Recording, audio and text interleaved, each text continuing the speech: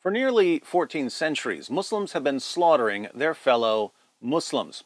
The latest example of Muslim-on-Muslim terror came early yesterday morning in Nigeria.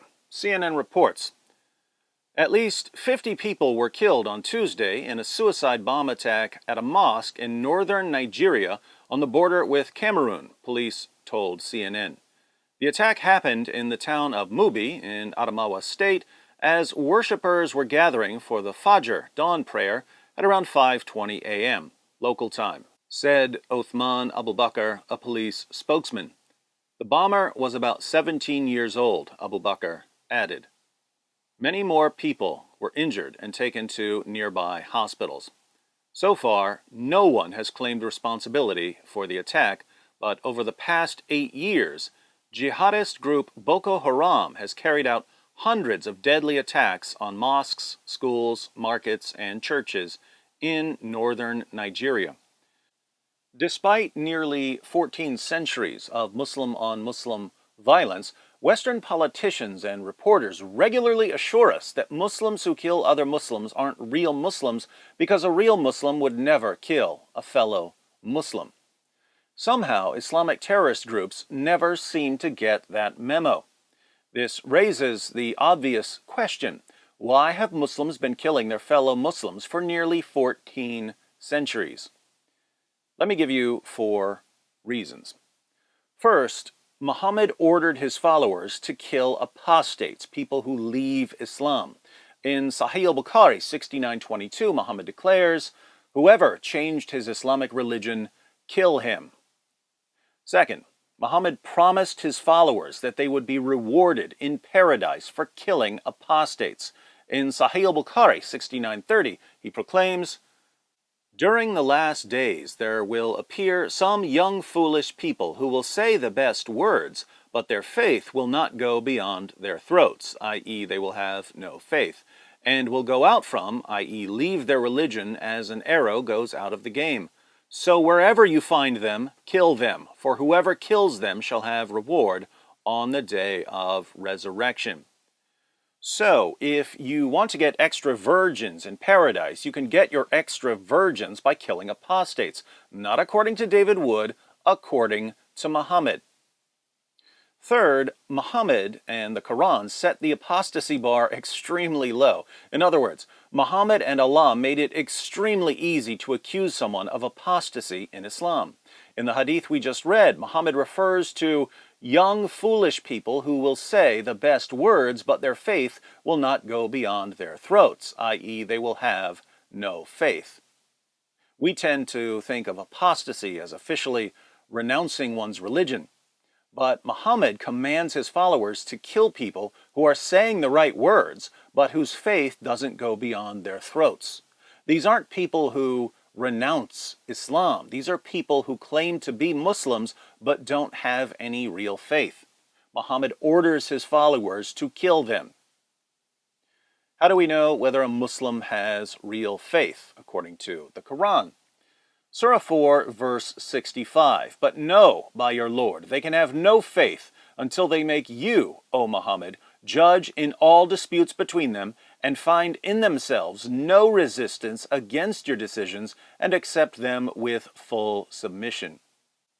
You have no real Islamic faith until you have no resistance against Muhammad's decisions and you submit fully to those decisions. So a Muslim from Boko Haram or ISIS or the Taliban can point to other Muslims and say, "You're not obeying Muhammad's command to do X, Y, or Z, therefore you're not a Muslim according to Surah 4, verse 65 of the Quran, and Muhammad says that I'll be rewarded in paradise for killing you." Or a mosque full of people like you. Fourth, Muhammad's companions showed by example that the best Muslims are the ones who kill Muslims they disagree with. According to Muhammad, the first generation of Muslims was the best generation of Muslims. Sahih Muslim 6470. The Messenger of Allah was asked, "Which of the people are best?" He said, "My generation, then those who come after them, then those who come after them." Why is it extremely problematic that Muhammad calls the first generation of Muslims the best generation of Muslims? It's problematic because the first generation of Muslims almost annihilated itself when Muslims started killing each other. They would kill each other over simple disagreements. For instance, Aisha, one of Muhammad's widows, a woman who's called the mother of the faithful in Islam, led an army against the forces of Ali, Muhammad's cousin and son-in-law, who was called the commander of the faithful and the fourth of the rightly guided caliphs. Their armies clashed at what's known as the Battle of the Camel, where somewhere around 10,000 Muslims died in bloody combat.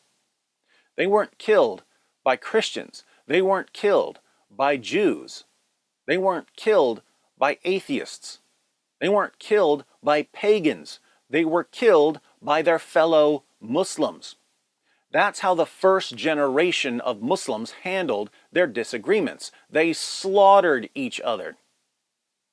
And Muhammad himself pointed to that generation and said, "These are the best Muslims ever." Two takeaways. One, since Islam's most trusted sources provide a recipe for Muslim-on-Muslim violence, the best way to protect Muslims from this violence is to show Muslims that Muhammad was a false prophet. So, learn some facts about Muhammad, expose him as the most obvious false prophet in history, and you'll be saving lives. Two, politicians and reporters and educators and actors call people bigots and racists and hate-mongers and Islamophobes for trying to undermine the Islamic teachings that lead to endless Muslim-on-Muslim violence. By shielding violent Islamic teachings from criticism, politicians, reporters, educators, and actors aren't protecting Muslims. They're killing Muslims. The largest anti-Muslim hate group in the world is Islam. The second largest anti-Muslim hate group in the world is the alliance of Western forces that condemn all open, honest discussion of Muhammad and his teachings. If you'd like to join me in protecting Muslims from the Islamic teachings that are getting them killed, and from the alliance of Western politicians, reporters, educators, and actors that are protecting the ideology that's getting them killed, be sure to subscribe and to watch these videos, which will equip you to refute and expose not only history's most dangerous ideology, but also the heartless leaders and entertainers who defend and promote it. More to come.